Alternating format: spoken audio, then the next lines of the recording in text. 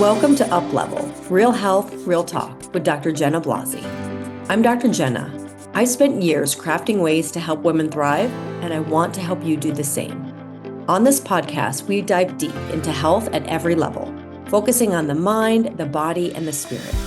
This is where real conversations meet transformational wellness. We'll be talking about all the things that truly matter, from nutrition and fitness to lifestyle, mindset, and personal development. Plus, the real deal on managing stress and navigating menopause. So if you're ready to elevate your health journey with authentic, transformative insights, you're in the right place. Let's get started.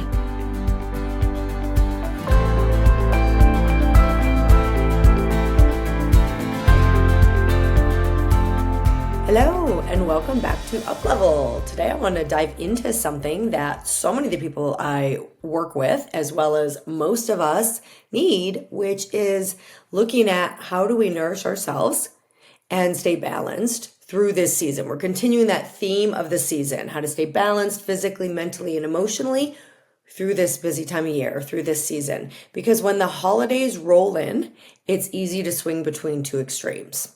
So for those of you new, I'm Dr. Jenna Blasi, and we are going to dive right in. When we swing between these extremes that we've discussed in the past, and we either tighten the reins and say, I'm going to be so good this year, right? Or we give up completely and we tell ourselves, I will start fresh in January. Can we acknowledge that neither of these is good?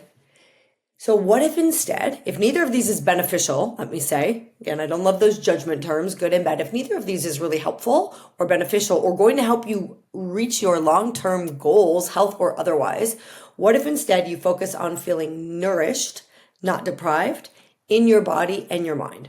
So that's what today's episode is all about. We're going to talk about why restriction backfires and control backfires, or over control, let's say, to one of nourishment, balance. And so that I can help you navigate holiday food, stress, social pressure with ease, with confidence, and with metabolic stability.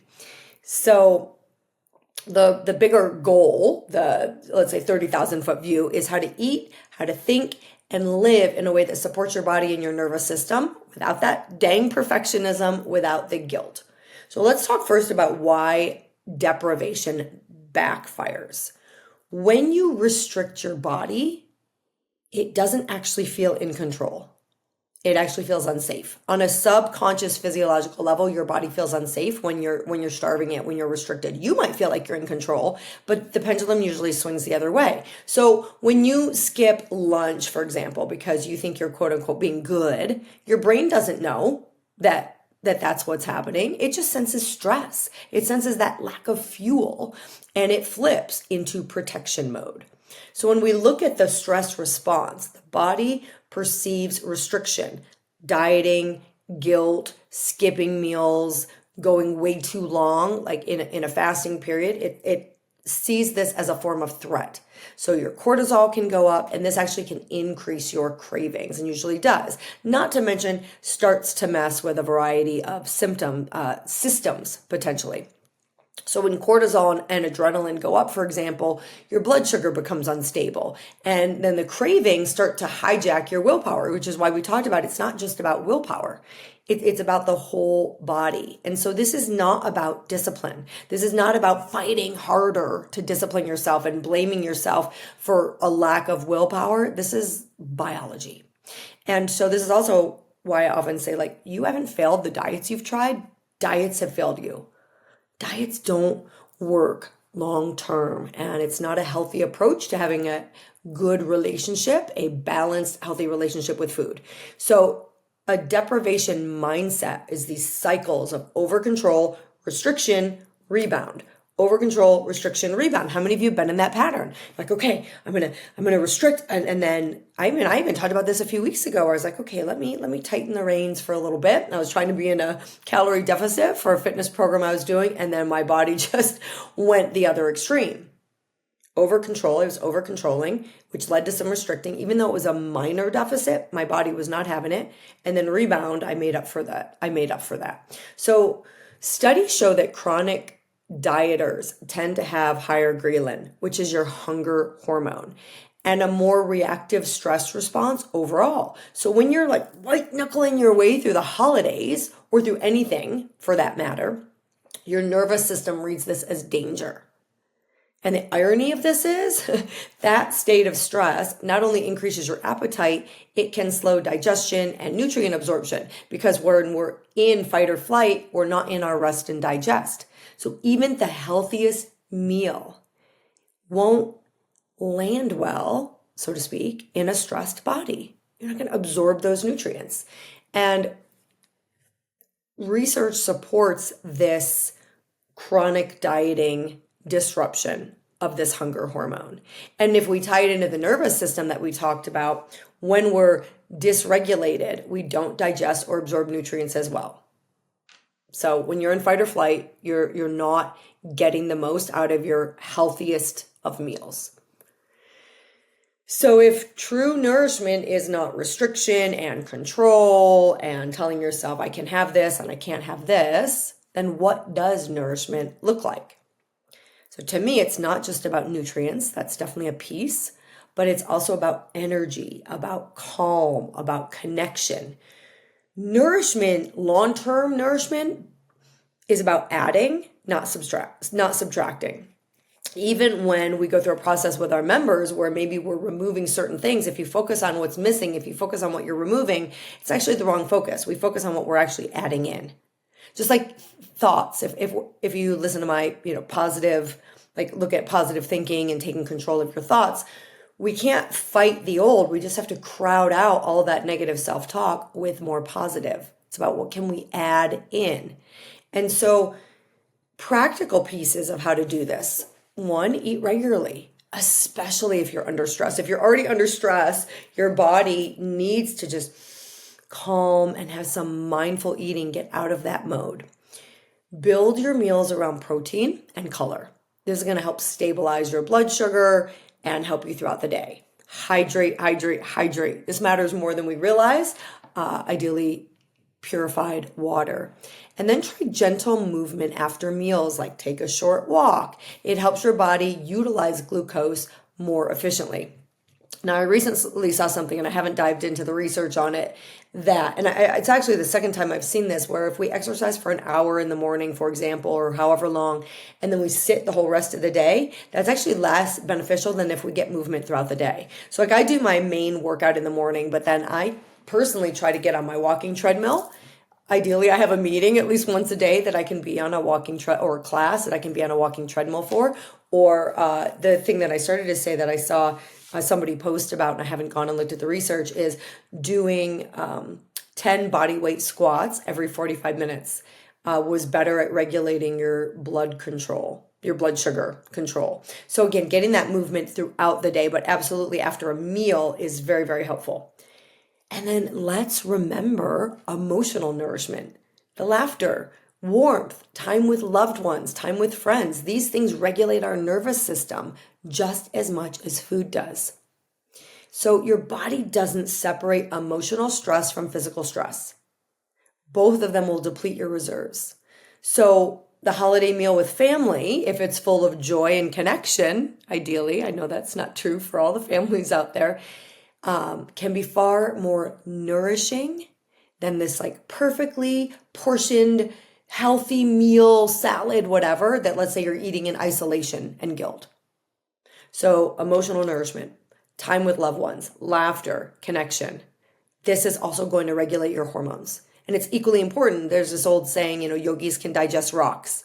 Now they're not eating rocks, but they're in a balanced parasympathetic nervous system state, so they get better absorption. So these things matter. And if you go back to my original podcast, I can't believe we're coming up on a year. I talked about the 4 pillars of health. And the first pillar is nourishment. Now, some people say nutrition, but I always talk about that pillar as nourishment. But it's not just how we nourish our body with food. It's how we nourish our being. It's how we nourish our soul. What brings us joy. And in a few episodes, I'm going to do a podcast just on joy because it is that important. So when we look at creating balanced plates during the holidays, it's not perfection. It's just awareness, mindfulness, presence, and bringing in these other pieces. So I really want to encourage you to shift from control to care. And this brings us to mindset. I often see people move between these internal questions such as, what can I get away with? Or what should I avoid? And then there's all this energy and focus on what do I need to avoid? I'm not eating sugar. I can't have sugar. I can't do gluten. I can't do these things. And then again, you're watering that garden. It's like if I say, don't think of snow. What do? You think of snow, right? What should I avoid puts the emphasis on what's missing, what you don't want. Like people say, like I'll often say to people in my intakes with them, like, what do you really want? And they're like, well, I don't want to feel tired anymore, and I don't want to have brain fog. And it's like all the focus is on what they don't want. But the subconscious doesn't hear don't. It hears brain fog, weight, fatigue. And so let's talk in the positive in terms of what do we want? What are we eating? What are we filling our plate with, our heads with, our lives with? And so instead of saying, what should I avoid or what can I get away with? Neither one of those thoughts is empowering. Are we in agreement on that? What if you ask instead, what helps me feel my best? What would help me feel my best? And this is really listening to your body and getting in a place of trust, listening to those subtle cues, not reacting to guilt, not reacting to pressure, not reacting to perfectionism, not reacting to swings in moods and cravings that are just we feel completely out of control by. Consistency doesn't mean perfection. It doesn't. It means showing up over time in the way that you're able. So when we look at it in the context of this conversation, consistency is choosing care for yourself over control.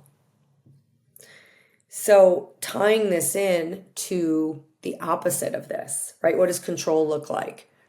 You're going to feel resistance, guilt, perfectionism, and this shows up in your physiology. 100% this shows up in your physiology. You get that tight stomach, shallow breath, disrupted sleep. For my son's 16th birthday, we all went up to yesterday. Well, it's going to be a few weeks now by the time this podcast is out, to do the Flagstaff Extreme Adventure course. And one of the girls has a fear of height. So he brought a group of friends. And she even acknowledged, she got herself so worked up. There was this one obstacle where you had to step on this really thin rope. And she just got herself so worked up. And oh my gosh, it's so tiny. And what if I fall? What if I fall? I'm not afraid of heights. I'm afraid of falling, afraid of falling. Like she kept saying that to the point where she was just shaking. And she got to the last, she was so close. She was so close to the end of this particular, there's like different levels. She was so close to the end of finishing this particular level. She was reaching for the platform with her foot, but she'd already put so much emphasis on the fear and the falling that she missed the platform, fell. Now you don't fall. We're roped in. And then was all tangled in the ropes and just said, I've got nothing left. Like my arms are done, my legs are done. But she kind of recognized that she put so much emphasis on the fear that it took over. This is what happens. Physiologically, our body mirrors what's going on in our brains. So tight stomach, shallow breath, disrupted sleep. In her case, like just shakiness, and then she didn't have any strength left and had to actually be, rescued by the guide, who fortunately was right below, saw what was happening, kind of gathered that like she was done and started working his way up to help get her off the course, which is fine. It's totally fine. All right. That she didn't finish. But she also was right there. I don't think the next level would have been a good idea for her. So she was just one little obstacle and a zip line away from finishing the level that she got through. And I was super impressed, honestly, because she was scared when we started that she got that far. But she was kind of controlling the fear and focusing on just making it through until that point. So when you start approaching your health from the energy of what you want, of success, of care, like something beautiful can happen. And that's that your physiology actually mirrors that, right? We can breathe and calm and talk ourselves through an amazing amount of things. So when we do this, when we're focused on the energy the calm, the care. Stress hormones start to regulate, digestion improves, sleep deepens, because you're not fighting your body anymore. You're on the same team. You're not trying to control it. You're not trying to restrict. You're on the same team. So let's talk about a few of those little steps that you can start using right now.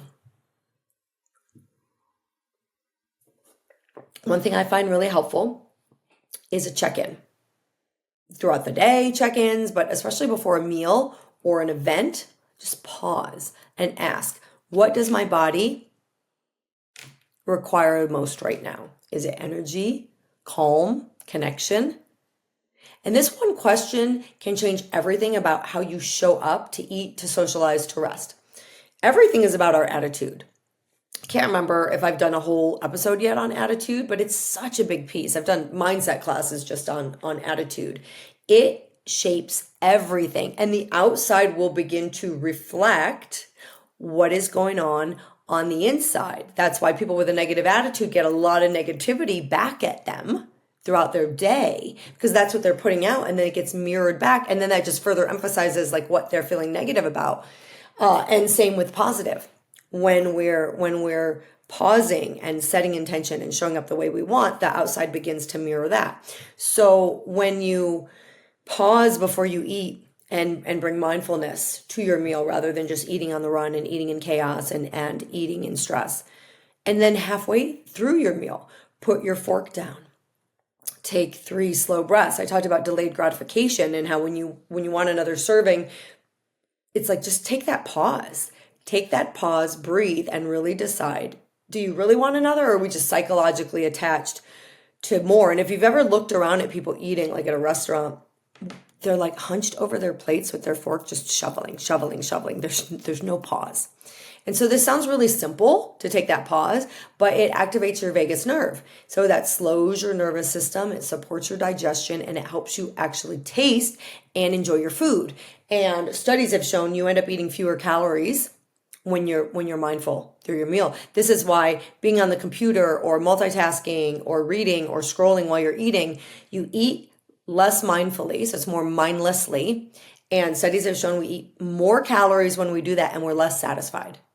So it's like a double whammy. We eat more and we're less satisfied, versus being mindful and pausing. You'll actually eat less and be more satiated, more satisfied. And many of you know the story where like I switched years ago. I used to eat so fast, so I switched to chopsticks to slow myself down.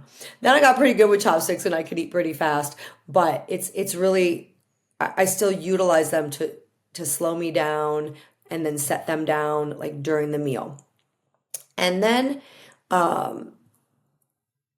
so we've got the check-in, number 1, before a meal or an event, pause and ask, what do I need right now? What does my body need? Number 2, pause while you're eating. Halfway through your meal, just pause, put everything down, take some breaths, activate that digestive system. Make sure you're chewing your food. Chew, chew, chew. I did the Ann Wigmore Living Foods Institute years ago. I've done a lot of different natural foods and natural medicine retreats, and we had to chew till a bell rang.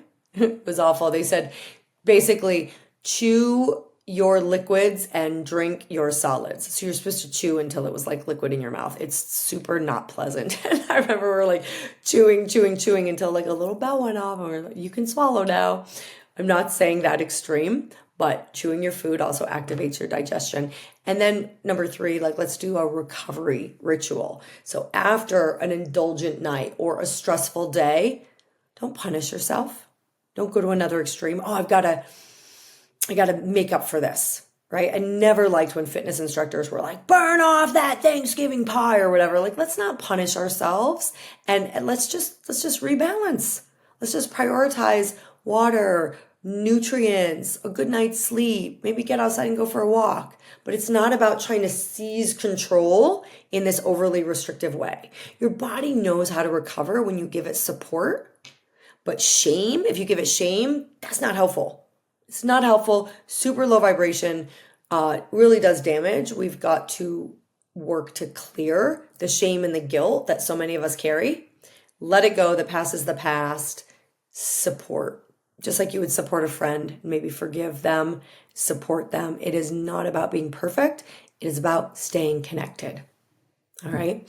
So in closing, as you move through this season, remember, you can't and shouldn't punish yourself into health. Like, anybody who's in a cycle of control, punish, they don't get to a place of health. That's not what successful people are doing. So you can't punish yourself into health. You can only nourish yourself there. It's just like if you have a financial goal, if you have a big financial goal, it's not about the grind. It is not about, I got to work harder. I got to grind more. That's the wrong way to come at it. There's an effortlessness. I'm not saying you don't work, but there's an effortlessness and an ease with success where you're in the flow. Like authors, when they write these amazing books, or a songwriter writes an amazing song, it's when they're in a flow state. If they're I've got to get this done by this time, they get writer's block, right? And so it restricts. Just think of a garden hose that's flowing, whether it's money, health, joy, whatever. If you squeeze it tight, you're blocking the flow. So let your goal be progress, not perfection. Please don't wait till January 1st to be like, no, that's a recipe for failure. Let's do it now. Let's take this approach, this attitude, these little micro steps, and implement them now. Let your goal be progress, and progress don't wait for it. Don't procrastinate. If it's perfectionism, then it's like, well, we're never really ready. So presence, not pressure. Let's do it now. Do it now, as my mentor says, but in like a gentle, fun way. So if this episode resonated, please share it with someone who could use a little reminder to breathe and nourish this week. And then next time, we're going to go deeper into both the science and the soul of gratitude. As you know, I'm not about a day or a week of gratitude. I'm about gratitude all year round. And so we're going to talk about how that can literally change your health on a cellular level from a science and a soul perspective. So thank you so much for joining me today. So grateful for all of you listeners, and I will see you next time. And remember, you can reach out, hello@uplevel, holistichealth.com, or DM me on social media and let me know what you want to hear about, any questions you have. I'll answer them on the show, and what has been most impactful for you. So wishing everybody a beautiful week, and I'll see you next time. Thanks. And a beautiful day. Thank you for joining me on this episode of Uplevel, Real Health, Real Talk. I hope today's conversation inspired you to take the next step in your health journey, one that nourishes not just your body, but your mind and spirit as well. Don't forget to subscribe so you never miss an episode. And if you found value in today's episode, please leave a review. Until next time, keep learning, keep growing, and keep thriving. And remember, true wellness is a journey, and you are on the right path.